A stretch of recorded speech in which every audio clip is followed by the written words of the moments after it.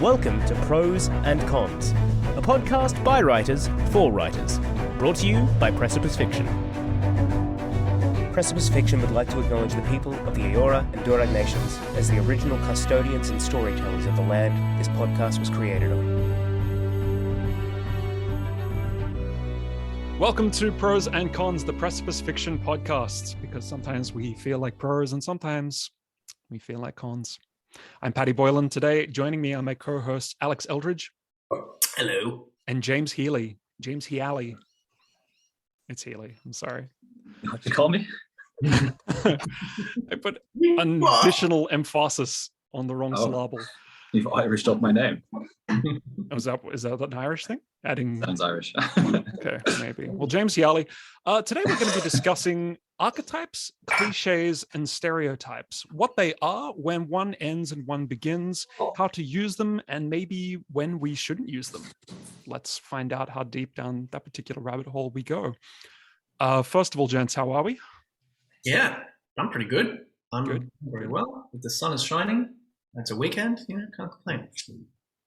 How you doing, James? Yeah, I'm great. No complaints here. Fantastic. So the perpetual question, what have we been reading or watching or doing or having done to us that we've been drawing inspiration from in our week? Jump in anytime. Yeah, all right. I've been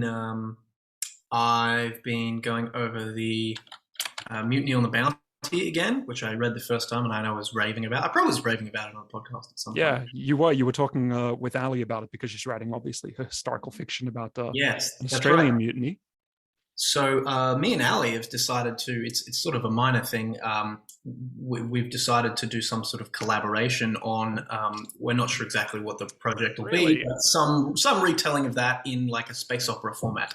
You've been talking about that idea for a little while now, actually. Yeah. That's very interesting. I had no idea you were talking to Ali about doing something about that. It's nothing set in stone, and okay. I may cut this out if she doesn't want to spill the beans on that too early, but yeah, that's what we've been considering. So that's very exciting. Spill those beans. Spill them. Also, I am just in the final stages of putting together my short story collection. So I'm just going through the final grammatical proofread of that to make sure that Grammarly has been very helpful with that, actually, just for a final pass. When you think you've got everything, there's just those little things that you miss. So yeah, I'm going to put that out early August, which would be good. Grammarly is good. Grammarly is good. I was recommending that to you as well, James. Yeah. Even the free version is very helpful. Pro tip, if you're listening or watching this, try Grammarly. We're not getting paid for this. This is a completely free show. Genuine advice. Yeah, it's very helpful. It's like a level up from the basic spell checker. James, what have you been up to? I've been reading The Naked and the Dead by Norman Mailer. It's an amazing name. Yeah, it's pretty dark, eh? It's a story set in during the war in the Pacific, following like American troops kind of stationed on some small island with the Japanese stationed on the other side. Really good story. I think it was his first novel. He wrote it when he was 24. It was like a big sweeping epic that kind of went through all of these like characters' lives and stuff, and was all about the class distinctions in America at the time and how there were some soldiers who came from like really underclass backgrounds, and the officers came from like the upper class backgrounds and stuff like this, and the different lives they were potentially going back to after the war. Really, really good, really well written, really interesting story. Written by a 24-year-old, that's impressive. I don't think I would be able to have that kind of a grip on culture and commentary of it at 24. I could barely tie my shoes. So yeah, well, I kind of got the impression that maybe he went to war himself. I think he was probably there, so he was probably writing about the people he met and the observations that he'd made. Right. I don't know if he did, though. He may have just come up I'm pretty sure he did. I'm pretty sure he was in the Pacific War. I was just reading about this recently, and some people said that it was. I think the description of it was that it was so detailed and so thing that like it couldn't not be true. Like the observations and things some of them were so mundane and sort of dry and boring. There was almost like a transcript. So yeah, I'm fairly certain that he was in that war. Like there's huge chapters which are kind of based around just characters carrying a machine gun from one point to another, and it's the details about the fatigue and the exhaustion that they're going through, rather than big crazy battles and action and losing friends. It's about like the mundane day to day of like we have to set up a tent again, we have to dig lines again and stuff like that.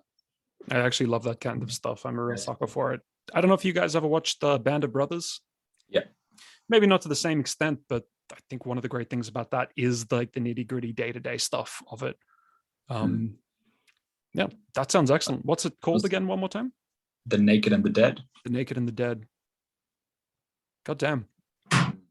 So I've been reading something that you've recommended, or rather you mentioned, that I said, wow, that sounds great. I'm reading Conclave by, I'm going to say Richard Harris. Yes, and also it's great that you've got his name right, because I've been calling him Richard Green. No, you called him Robert Green, actually. There's no way to fix that in post, unfortunately. We started releasing episodes, and I was just like, oh no. let's try and put that in the episode description so that, yeah. But if we did get like an angry email from him, that'd be a pretty great recognition. Like, I think you've made it as a podcast when getting angry authors emailing you. Definitely. I wonder if I'll reach out and just make a formal apology. Put a link in the. I'm just not great with names. Yeah, put a link to the podcast as well. You know, because why not chill it? Yeah. Also, congratulations on having something new to bring to the table for this part of the conversation. I'm delighted you finished Moby Dick. Yeah. Oh, and finished Moby Dick. My white whale has finally been found. It was good. It was good. Yeah. Very, very long, very, very thought-provoking. I mean, slow-paced. I'm not going to say it drags, but it definitely, it's a leisurely pace, we'll say that. But I'm glad I read it. It was very, very thought-provoking. And Conclave, for those who haven't watched it, listened to that episode, is about the Pope dies and the cardinals are choosing a new Pope and all the political machinations that go on in the Vatican around that, and it's fascinating. Yeah I love a good halls of power drama, and like a peek at how the sausage is made politically. That's so engaging, and scenes which are literally just about old men counting end up being like really tense and really dramatic. Yes, because of all of the context that's gone into it.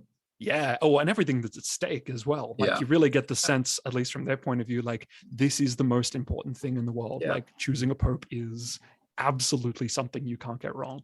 The different directions that they feel it can take and the implications that that can have for the world. And good. It's a good way of presenting something from the perspective of characters. I think it's important, and then you feel the importance of it. Yeah, absolutely. Although at the risk of me talking about what I've been reading going on way too long now, and we can always prune it later. You've earned it. Thank you. One thing I've had to do though, I'm generally pretty bad with names as it is. I need to keep a Google Keep, which is like a little notes document, open and write down the name of every new character that I encounter.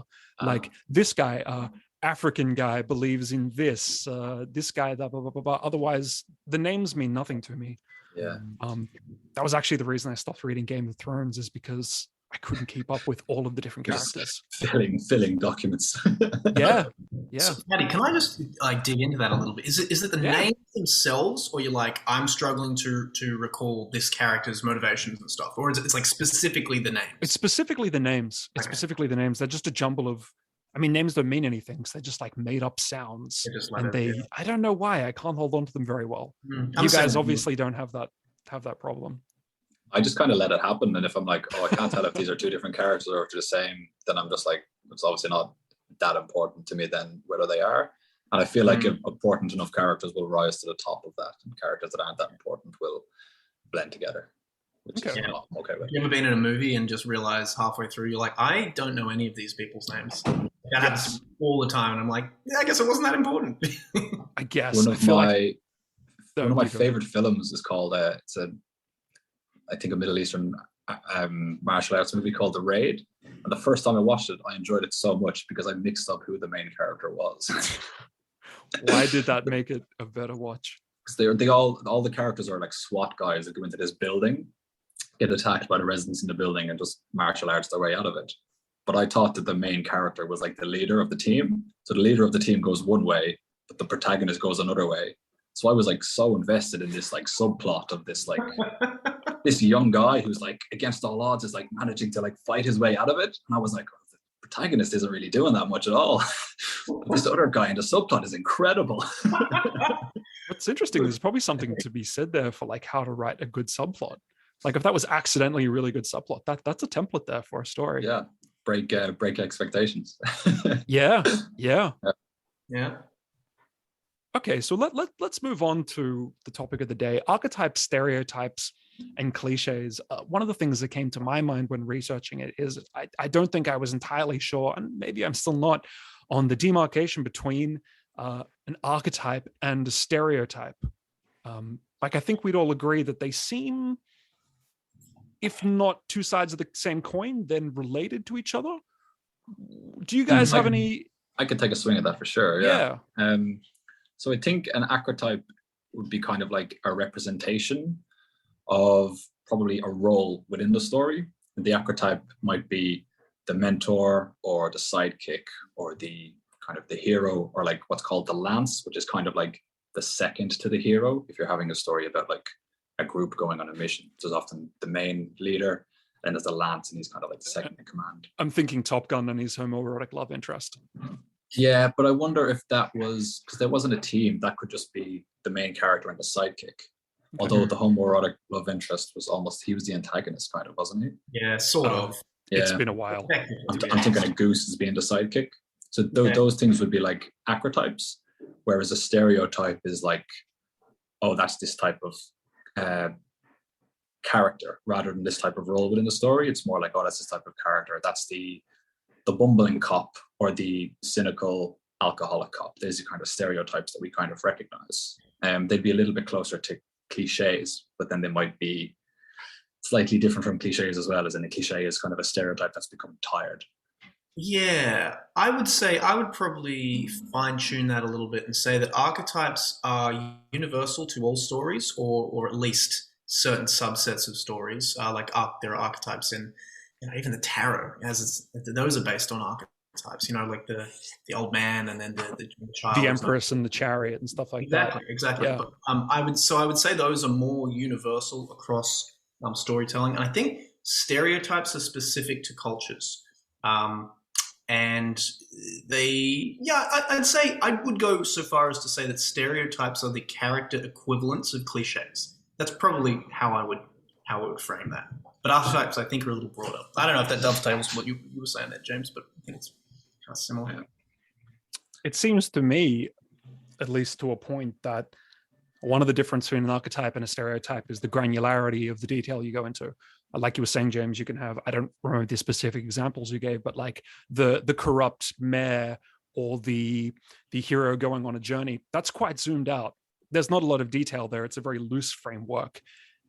A stereotype begins when you start to fill it with more details. They're both sort of, I think you could say like both of them are things that the author can use to hang the reader's expectation on. You don't need to start from scratch if you've got like a corrupt mayor type character. People know, okay, well, I know this archetype, I get it. Okay, I've got some prior expectation that I can bring, and we can move the story on from there. But if you started to like detail the mayor's nationality and his accent and maybe base him on like a real politician, that's when a stereotype begins. It's when you start to fill in too many details. What do you guys think about that? You mean you're filling in details with like the expected details? Yes, exactly. Yeah, okay. Exactly. Yeah. That makes sense, yeah. Because you could have like the corrupt mayor and then give him a completely different kind of vibe or personality from the kind of character you'd expect to be a corrupt mayor, or completely different motivations for why he is corrupt. And that would seem like a really original character, but it started with a stereotype. But then if you're filling him in and he's kind of like, oh yeah, he's just greedy and that's why he's corrupt and that's why he's doing his whatever, then it becomes very stereotyped. And I think that would drift over then into cliche, because that's like we've seen that before a bunch of times. Do we think that all stereotypes are necessarily cliches? Can they ever Not be necessarily. different things? I think that they can become, and I think that an archetype can become a cliche as well if it just follows the same format as always before. You've always got like the wizened old man who's coming in to serve as the mentor. That can be like a really, really good character if you develop it in an original way. But if you just make it a stereotype and then keep adding in, well, this worked before, it's just a cliche. You've just got an Obi Wan, Gandalf type character. Mm-hmm. Or I'm thinking that Sorry, go ahead, Alex. I was going to say it's almost as if, what I was saying before about stereotypes and cliches being like stereotypes being like a character equivalent of a cliche. If you have it, if you've seen the same role repeated too many times with too few variations, it becomes that. So let's take those two examples you thought of, like Gandalf and also Obi Wan. Would we say those? And I'm going to try and figure this out in real time. Would we say those are stereotypes? Let me see. So I don't think they are. I think they are the archetypes of the mentor or the old man, because they both come from cultural contexts in which they've sort of invented themselves, like within the context of the Star Wars universe, within the context of even a space opera. Star Wars was one of the originators of those, really, I suppose. I can't really speak to that 100%, but that is a pretty novel role within that. Like he's an old guy, he's got a lot of like experience with this mysterious thing. There are a lot of factors that separate that from, until that point, something that was a cliche and something that was obviously recognizable. Likewise, Gandalf, I think he started the idea of like there's always been old magical men, but like I think the sense of power he had in what you've got in Lord of the Rings, I think maybe that was a little bit of a break from, just the old guy going, oh, beware, which does seem like it might have been a stereotype. I don't know, those are my thoughts. No, I agree with you. I think Obi-Wan, Gandalf, and Dumbledore are all the archetypes of like the mentor. But I do think they're all in their own right very original characters. So I don't think they're cliched at all. I think they have maybe a few similar stereotypes. Obi-Wan and Gandalf both had kind of like quite a strong Buddhist-y kind of hippie vibe, and then Gandalf and Dumbledore, very powerful magicians, and then all three of them exit the story at a certain point in order to allow the main character to kind of step into the role of the hero. So those are all archetypal type things. So I wouldn't call them cliched at all. Do we need to define what an archetype is, or are we assuming that our audience will know what this is? Yeah, let's hammer down on it a bit stronger. Yeah. Okay. Do you guys want to give a shot at it? I might get a dictionary definition for it. And James, if you want to have a crack at that, I'll look it up and see if we can define that. Let me give it a try. That's a lot put on your shoulders all of a sudden, but yeah, we'll see how close I can get. Good luck, James Yalley. I'm trying to remember what the word archetype actually means in itself in isolation. I guess an archetype is kind of like a representation of a certain idea or like a model of a character in a story. And I think archetypes are almost always associated with stories. I don't know if they have another meaning outside of that, or that might just be like the writer in me that doesn't recognize the word from any other area. The obvious archetype is that you're going to have, every story is going to have a protagonist, and the archetype of that then is it's often the hero. The most common type of hero archetype is kind of like the hero who goes out on a mission to defeat some kind of evil, and they go out on this journey, and then they kind of go through certain stages of a journey, and they end up coming home at the end a different and better person. There's almost always then a mentor, and this is an archetype of someone who is kind of like a guiding hand within that story. They may not necessarily be a mentor, they may be some kind of possibly supernatural force or some kind of wise person who kind of gives the character some information and helps them along their journey. Then there's going to be the antagonist, which is the kind of main force which is stopping the hero from going on their journey. And this isn't necessarily big adventure stories. This can be in a detective story, you're going to have the killer. In a romance story, there's probably going to be someone. I don't know how a romance story works with antagonist. I don't know if the antagonist. I haven't read enough romance. Is it like the love interest? I don't know what that is. I probably shouldnhave brought it up. Yeah, there's going to be an antagonist. There's going to be a hero. There's going to be a mentor. There's going to be like a smaller cast of characters. There's definitely going to be some kind of sidekick. There may be a love interest, and these are all archetypes that kind of fill certain roles within a story. They don't necessarily have to have them, but there are certain things that a story is definitely going to have. It's definitely going to have a protagonist. It's definitely going to have an antagonist. These recurring motifs that seem to appear again and again in certain culture story, even stories across different cultures. I've answered that to the best of my ability now. I think don't know that's if I've pretty much answered that it. And I don't satisfactorily think we should labor this too long, because there's going to be a lot of people that are like, yes, I know what an archetype is. Please move on. But I think that's more or less it. Alex, did you want to? Yeah, I was going to say that the dictionary definition says it is a pattern model from which all things are the same or copied. So you were pretty much bang on. I want to do stereotypes as well, so we're really clear. Don't want to. Thank you once again, dictionary definitions, for just getting the absolute distilled meaning of something. Just what it is. And then a stereotype is a simplified and standardized conception or image invested with special meaning and held in common by members of a group. So it's simplified and it's standardized. So what it is a reduction of the archetype, I guess, to a specific mold that does not necessarily fit within the context of what you're working with, because life is complex and narrative is complex. So so I think that's the difference between the archetype is the big broad one that you can encapsulate it all in. The stereotype is the simplified and standardized. That's what I was trying to get across with like granularized, and like a stereotype is a more detailed thing. Going back to your analogy of Gandalf, Obi Wan, and Dumbledore, the three wise wizards. Yeah, I would almost argue that they can't be stereotypes, and maybe this is not correct at all, because they have no ties to our actual world. It seems to me when I think about stereotypes, they're always hung upon existing cultural, racial, demographic things from the world, whereas but you could have a stereotypical goblin, right? You have in your head. Okay, yes, that's true. You're right. Well, I guess you could. I'd say that they specifically can't be stereotypes. Certainly, Gandalf and Obi Wan, because they were the originators of kind of that thing. Now, if you were to go and make a powerful wizard who was old and wizened, and you would go on an adventure with something, you would immediately point to that and go, well, "That kind of looks like Gandalf," and that I think has now become. Like, because Gandalf is, I mean, he's a little bit more of a complex character, but it would be very easy to reduce that character down to something very simplified and stereotypical.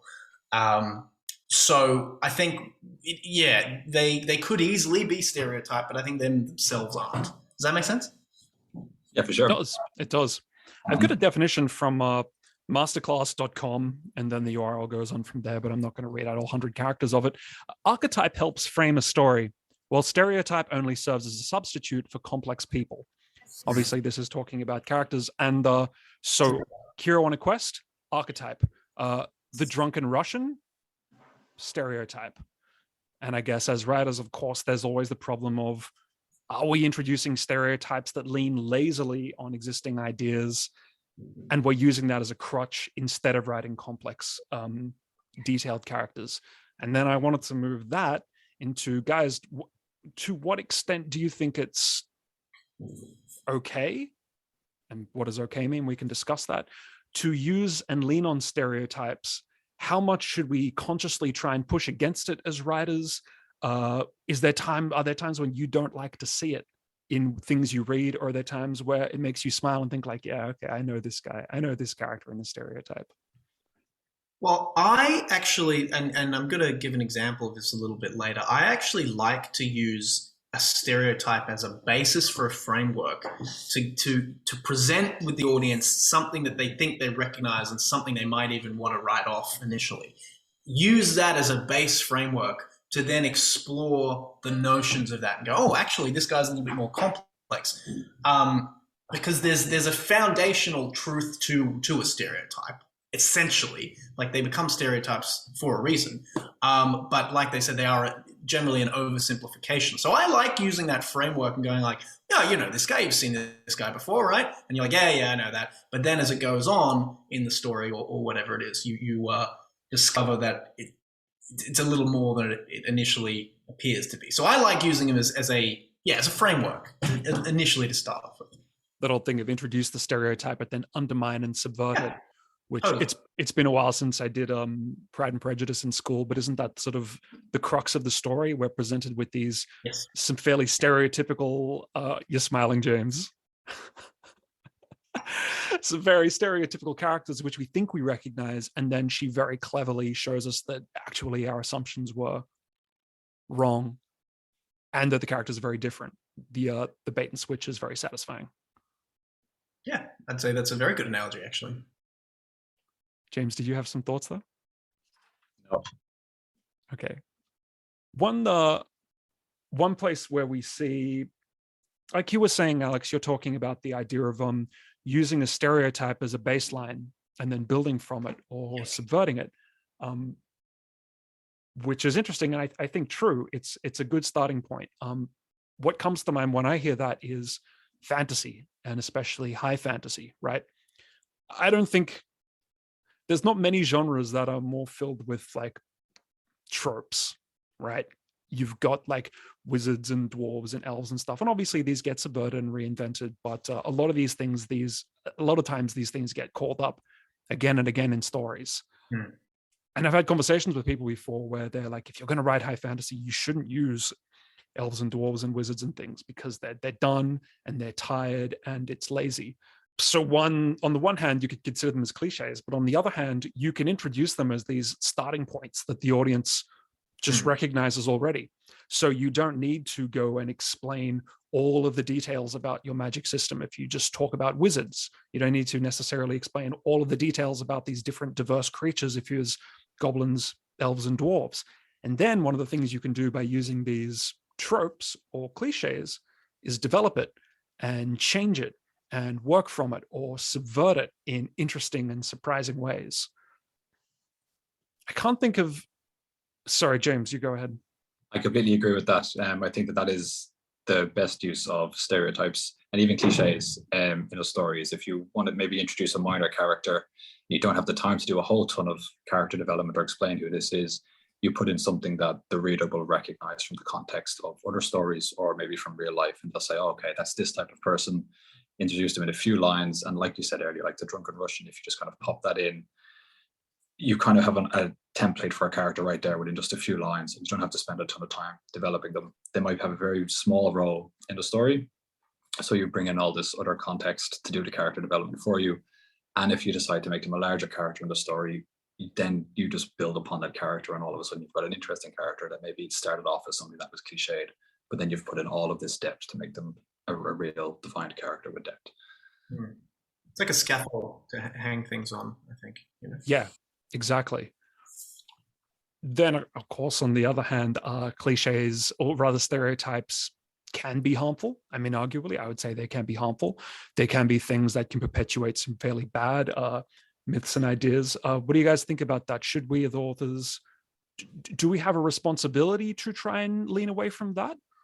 Or do we have artistic license to go where we will? Yeah, I was talking about this to someone. I made a video on TikTok a couple of days ago about basically recognizing the difference between authorial intent and like authorial prejudice, essentially, and being like the example I used, of course, was like Stephen King having a lot of there's a lot of often does a lot of the women in his books are quite sort of meek, and they're just not portrayed particularly well. They like cry an awful lot. Like every single book, like every woman will cry at least once. I've only read one Stephen King story. It was the one about the group on the raft of teens, and there's like a monster in the water. Yeah. And so 100% of my experience of Stephen King is exactly that. The two male characters were brave and knew what they were doing, and the females were. Well, there's one on that who's not too bad. She just gets taken off guard. The other one is definitely portrayed not great. But so that I was arguing how that's one side of it, but then another side of it is using, racist language, for example. And you definitely cannot get away with that anymore in terms of writing today, I don't think. But certainly back in the day, using that to present a character, a cliche. It's an easy byword to be like, this person is terrible. Like, and we as an audience recognize that, but then there's the question of, well, is it okay to use that language? Because that sort of further perpetuates the use of that language, for example. Do you mean a character using racist language and things like that? You could even go to the point of the narrator using it, which is pretty bold. But certainly a character, yeah. Well, I suppose what I would ask then is the narrator in that particular story a character themselves? Because in some stories, the and narrator is clearly a character that's telling a point of view, and in some stories, it's like a word of God type, just omniscient voice. I think I know what you mean. Is like if you have a character who is obviously maybe a racist character, or maybe it's a story that's set at a certain time when people were racist and they spoke a certain way. Is it okay to have them using that language, or are you then perpetuating stereotypes? Are you perpetuating negative images and stuff? And that's an incredibly delicate thing to try to approach. I personally wouldn't know how to begin going about that, to frame it in the right way. Obviously, if you're writing something that's kind of like set at a certain time when there were certain attitudes, you need to finish my sentence. You need to be authentic, right? Yeah, we need to be authentic, but then you also need authenticity. to frame it from a certain way. So it depends on who your POV character is. Yeah, I've heard of people trying not to. Sorry to cut you off. I've heard of people trying not to use that language to represent it in a way that is able to avoid that. And still convey a prejudice, like within the context of the character. But I don't know. It's an interesting discussion. I mean, this is almost something that we should consider doing an episode on. Although I hesitate to think any of us have like the authority to be able to speak on this subject. This is getting a little off the beaten path, but I will just throw in that it's like, as we're writers, we're trying to make authentic work. We're trying to make things that reflect the world, and we're trying to say something that's important. It's very hard to do that if we don't reflect the world as it is. But we digress. Do we try and lean away from stereotypes in our own writing? Do we embrace it to a point? Go ahead. Something that I really like to do is to kind of take some of my favorite stereotypes, or like kind of my favorite almost cliched characters, and kind of make them like the central character of the story, and then completely dissect like who they are and how they would really be in real life. I love the idea of like the lone post-apocalyptic survivor type, but then of course this would be someone who would just be riddled with neuroticism and PTSD and social complications and trauma. And I love the idea of trying to take that, bring in that stereotype, introduce them the same way every one of those characters is kind of introduced, and then actually dig into like, who is this person, what's happened to them, why are they this way, what's going on, give them a little hug. I love that idea. I love the idea of taking a stereotype and a cliche and then trying to like just paint so much reality onto them to kind of like just give it an original vibe. That's a fascinating idea, actually. Even taking like the implacable hero who cannot be moved and never wavers, and like breaking down like, what's wrong with this person? Why is it that they're so emotionally unresponsive? Like, what happened to them to make them that way? I've never actually thought about that. Why are you so stubborn? Why do you insist on saving everyone? What happened to you in your past? Yeah, to make you. And maybe also are there some circumstances where those things which are the cliched positives work against them? Maybe in a delicate social situation, they're absolutely unable to navigate it because they don't feel and they're implacable. Alex, you talked about how you're okay with using stereotypes and cliches as a starting point. Are there any times when maybe you've been writing and you've had pause at thinking, this is too much of a stereotype, this is perhaps lazy or perhaps offensive? Or I'm trying to think of a specific. There have been a few short stories that I've wrote that have just sort of gone nowhere because I'm just like, this character isn't very interesting. I'm trying to think of the characters I've done. I think we all sort of tend to fall into basic character molds of things. Like my protagonists are always pretty brash. They're pretty like, they're usually pretty young or naive. I'm trying to think of. So I think we all fall into molds, but I can't think of any specific thing where I've started with something that's very cliche and gone like it's just gone too far into that. Because I sort of tend to follow where the character goes, and very rarely will they just be like, no, I'm just this. There's a few, but I'll always just try and sort of swerve away from absolute cliches. So nothing's coming off the top of my head. I'm sure I have, though, at some point. What about the idea of responsibility as authors to not lenient stereotypes? Do we have responsibility to subvert stereotypes and expectations? And I'll give an example from something that I do. I think if I uncritically examine my own work, I'll have a tendency to write male characters. I don't like that in myself, but it's what I do. There's this whole psychological phenomenon of defaulting. Like if you were going to gender an object, like this is my computer, you'd call it Mr. Computer as opposed to Miss. That's something I'm conscious of. And so I try to actively think, well, could I write this character as a woman? And if I could, maybe I should. And that's as a way to push against my own, I guess, unconscious bias and unconscious prejudice. Is that something you guys ever take into account when writing characters? Are there ever times when you want to actively push against your tendency to make the cliches that you tend to fall into? Yeah, definitely. Because I do find I do the same thing. I'll tend to, depending on the character, I'll often like come up with a character and I'll have them as a male.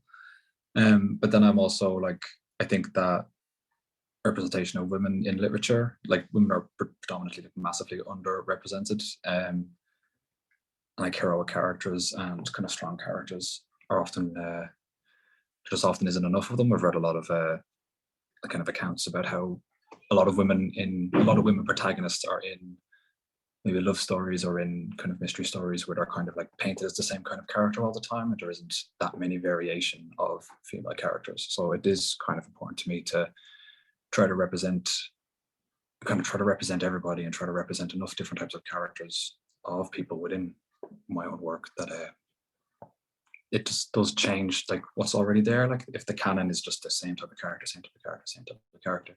you do want to come in and make something that's a bit different and make kind of an heroic type character or a strong type character or something like that. So I do often take a step back and say, do these characters need to be the gender or even like the race that I've just unconsciously made them? And I could just be like, you know what, it actually doesn't matter. I could just move these around, move these around, and it's not that much about the personality. It's not that much about the role that they're doing. It's like who the character feels like, and I could easily move this way or move that way.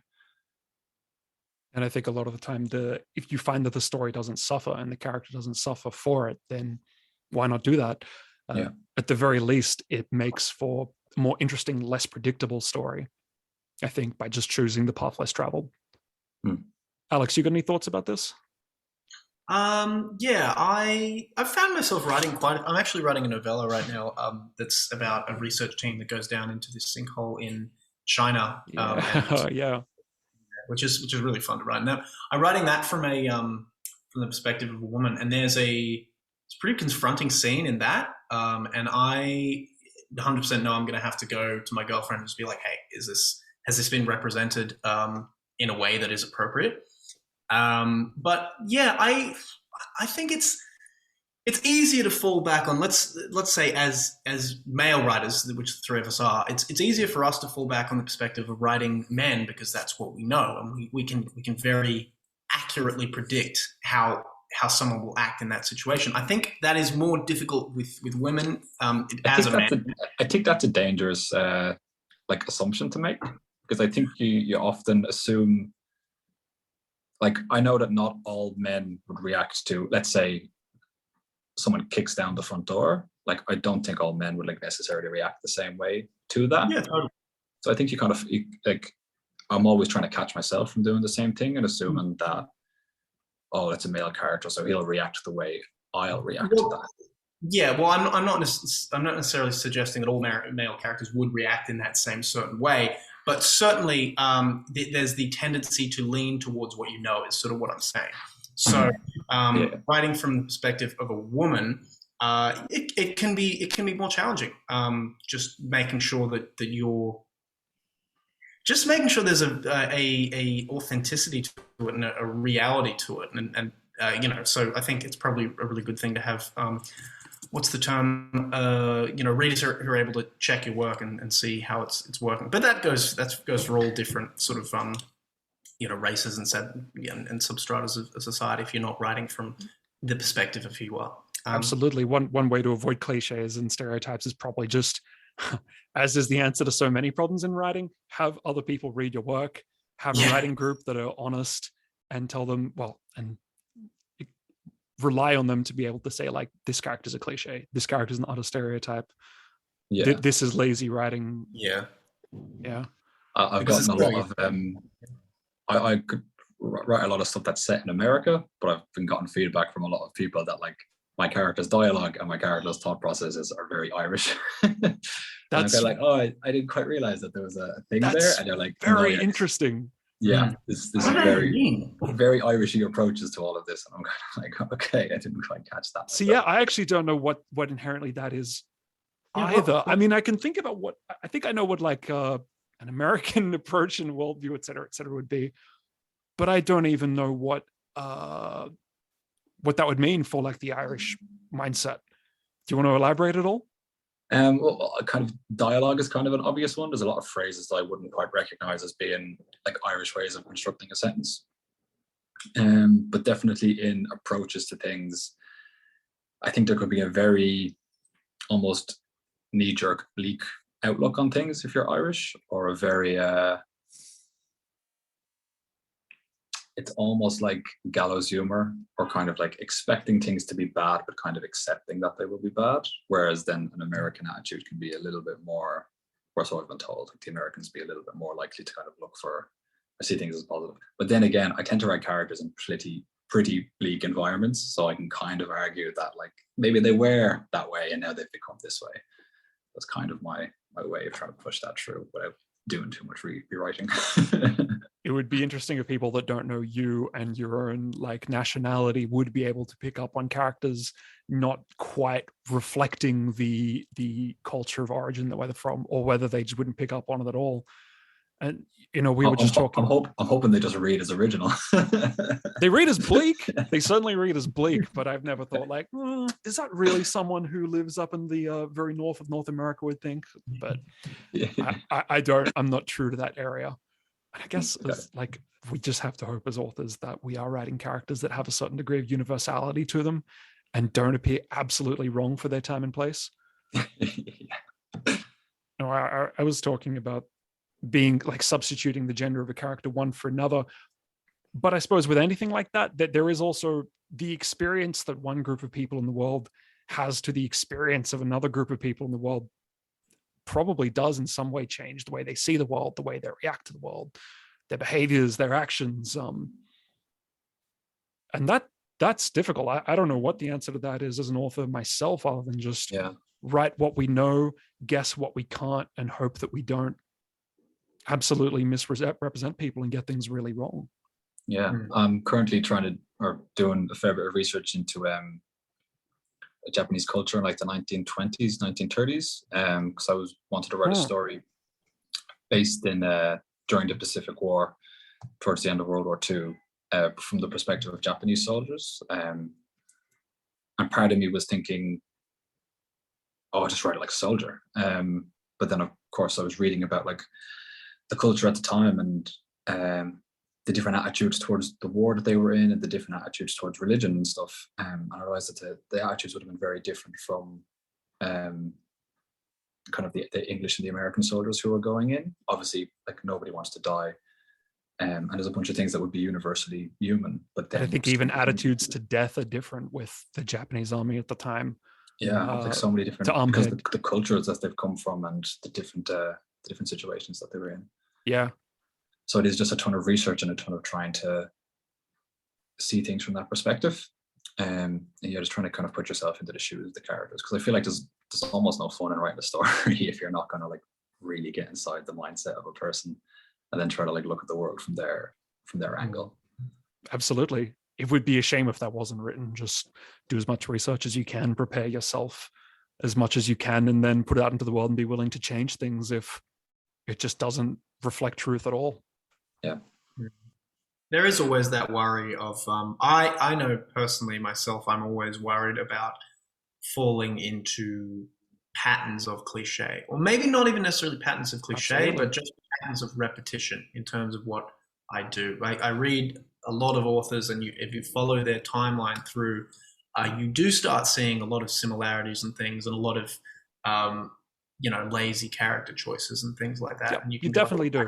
You definitely do. And I think part of that is just maybe people do just have a limited capacity for being able to create so many different kind of characters without really investing in like, well, I've lived this experience, so I'm going to represent at least these thought processes. But as James was saying, you can always take the time to study and understand, and there's so many resources out there now that it's sort of a disservice to yourself and your readers not to invest in presenting lived experiences that are authentic. Authenticity. To play devil's advocate, I don't even know if I necessarily even believe this, but like with those authors, maybe there is something to be said of, if I have a strong stereotype, archetype, whatever I want to call it, and it works, and my readers respond to it, and I know it works, and my readers won't rebel if I do it again, is there actually anything wrong with using it again? Do I need to reinvent the wheel every time? If I've got these like stock standard characters, and again, my readers don't mind that, is that necessarily a problem? Not necessarily. I think one of my favorite cliched scenes, and you come across it again and again and again, is where like the hero arrives into town and he goes to the local tavern and he gets into an altercation with like the bully of the town, and then demonstrates that he's got more competency in some area than anyone was expecting.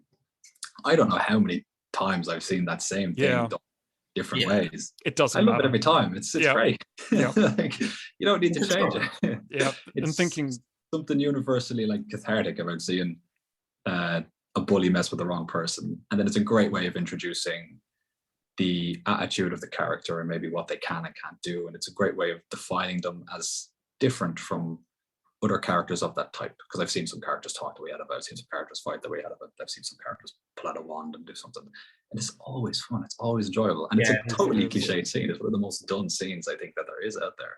I think there's something universal about that, like trumping the bully thing. Like whenever I see that, I always get like a little rise. Like you always feel that like outrage, and then it's just so satisfying when the altercation is won. I mean, usually violently, but not necessarily.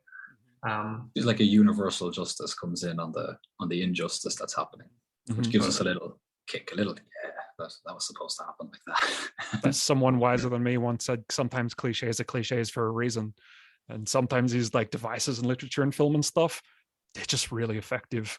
Like they've been honed to the point of being like absolute ballistic missiles in on certain parts of our psychology. And they just, like the entire like 80s action film genre from American film. I mean, that's like, I'm not going to say there's nothing inventive or new about it, but it is very much relying on tropes. And I love that shit. I can't help it. I love it. Yeah. All right, guys. Well, this has been very enlightening. I don't think we've solved anything, but hopefully we've given our listeners something to think about at least, and something to ponder on, and given ourselves something to ponder on and think about. Alex, I believe you have a reading for us from your work, Challenger, and I believe you mentioned that it also deals with some stereotypes in your own writing. So that will be. That's right. Yeah. Okay. That's right. So I thought it was funny, like one of the first stereotypes I think you brought up, Paddy, was the drunken Russian. So this is he did cross my mind when I thought of that example. But he's also my favorite character in the story, so go figure. Yeah. And it was one of those things that it just I'm just trying to find a bit where it is. It was one of those things that it just started like, oh yeah, he'll just be a big brother sort of thing. But basically in the story, the character is represented here as he's sort of like a kind of like a mentor figure to the main character, but he's just this big burly sort of Russian. So I'll just read through a little bit of where that starts. He walked across the road through the park to the door of Vasily's apartment building. He looked at the ancient buzzer attached to the door and grinned to himself. When, he wondered, was the last time anyone had used a buzzer instead of feeding through? That's the technology in this scene. Just for kicks, he pressed it and was surprised to hear Vasily's band-past voice at the other end splutter and say, "Come up, Laser." He pronounced laser like lacer. The door was open and Miles walked in and looked around the room. It was small but tastefully decorated. A couple of Mooka reprints and some modern art dotted the walls, most indefinable shapes with voluptuous curves. The rest of the room was in the sparse but expensive-looking Scandinavian style, looking like a mid-tier lunar hotel room. Vasily himself walked in, grinning hugely, and embraced Miles in a bear hug, which nearly took all the breath out of him. He was a big man of ox-like constitution and build. He wore a slightly too tight pale blue shirt. Miles could just make out the nipples through the fabric. He had a gigantic and well-manicured short beard. The entire effect was that of a slightly artistic banker on holiday in a foreign country, which was not far from what Vasily Kandinsky had been doing for the last 5 years. The two talked conversationally about what they had been up to while Vasily fixed Miles a Bloody Mary. Vasily was rather wry and coy about his own exploits, while Miles boasted shamelessly. With a flourish, Vasily finished making the drink and handed it to the young man, beckoning him to sit down in a sleek leather armchair perpendicular to his own. Now, he said, taking a swig of his own drink, a sickly-looking caramel brown concoction, you have come to see me about the man with 1,000 eyes, referring to Pink. It's the bad guy. Yeah, man, it's pretty bad. 6 million in the hole. He says it's my arrears for a botched job. Miles swilled the olive and salami-bearing toothpick in his drink without much enthusiasm. He knows we got the money out, but it didn't come to him. Vasily's lower lip curled. Do you still have the money? Miles' hand dropped to his lap in a gesture of unqualified exasperation. No, Vasily, I don't have the money. If I had the money, I would have fucking paid him. Vasily shrugged slightly, oddly a feat gesture for a man of his bulk. If you say so. He leaned forward. And what about these others, Misters Jones and Lonnie? Are they having the money for themselves? I don't think so. I think they're dead. And the money with them, he nodded. So, in a word, you are fucked. Miles nodded. He was fucked. But you're the best runner in the whole city. Everyone knows this. Yeah, Vasily, but you can't run if you don't have a car. He was total in the job. There was a rocket launcher. His hands flailed. It all got a bit hairy pretty quick. We come to the point, Vasily chuckled. I knew you were not just visiting me for old war stories. A skinny blonde with sharp green eyes and an angular face walked out of the room, another room past them and into the kitchen. Vanessa, he yelled, and then barked something in Russian. She threw up her hands and responded in kind. The little skirmish continued for about half a minute before she walked into the room, flipping him the bird. Vasily grinned a little sheepishly. I always tell her to stay out of the living room when I'm talking business, but she is stubborn. So he clapped his hands together manfully. You need car? This is true. You do, especially with things where they are. I will leave that there. There is after that it goes into a little bit. He sort of drops the accent a bit, and it like actually goes. You know, he becomes a little bit more of a character. But like as you can see there, that's just straight cardboard cutout, you know. So that's where that sort of started. Incidentally, I actually didn't love that he dropped the accent because I thought that implied some inauthenticity from him. And one of the things I loved about him was he's absolutely himself, unapologetically. But that was just a story note that I left in there. Yeah, true. I do remember you saying that. He works well in the scene because like we were saying, you know exactly the situation he's in. He's in trouble with like some kind of Russian mobster. Yes. It works really well. It does actually. There's a lot that we can imply about this guy without being need to told it necessarily, and that kind of works. It also helps, I think, the Challenger is like a big kind of action piece. Yeah. And we didn't touch on this, but I think there are certain like genres and subgenres where cliches are more accepted and maybe more useful than others.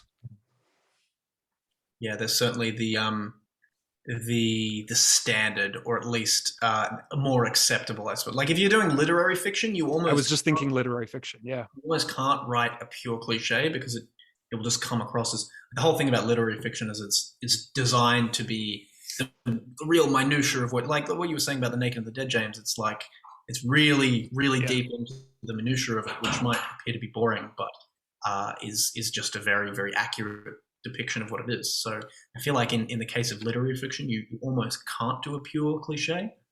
It's painting the world in too broader strokes where it needs like a very fine detailed brush. That's exactly right. He's still my favorite character in the story. I love him. He's absolutely great. He's an absolute stereotype of himself. And if any Russian watchers are watching the video of this and you're absolutely outraged by the betrayal, please let us know in the comments. Yeah, please do. And in general, give us a shout out in the comments and let us know what you think about like stereotypes, archetypes, and what's the last one? Cliches. Yeah, absolutely. We'll respond and we'll have a conversation because we actually do love talking about this shit. Yeah. This is what we do. We get together anyway. Yeah. Well, guys, this has been great. Alex, do you want to close us out with a quote? Yeah, sure. Okay, this is a little bit of a more positive take on cliches. But it's by Terry Pratchett, the writer of the Discworld series, I guess.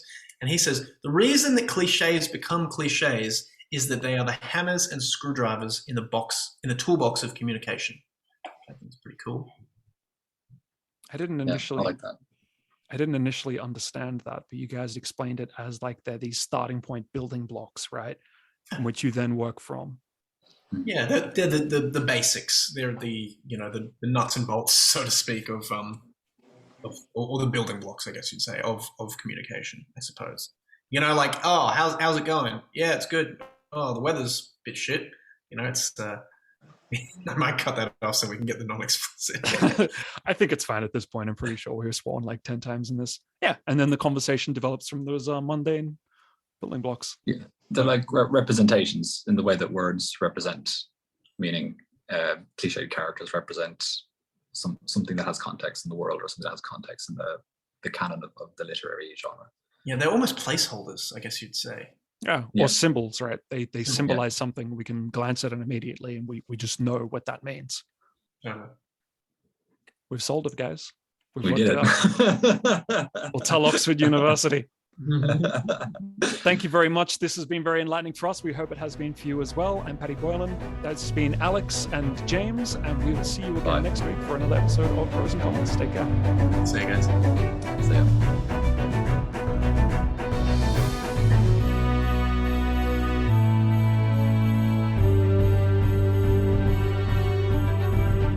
You're listening to Pros and Cons, the Precipice Fiction podcast.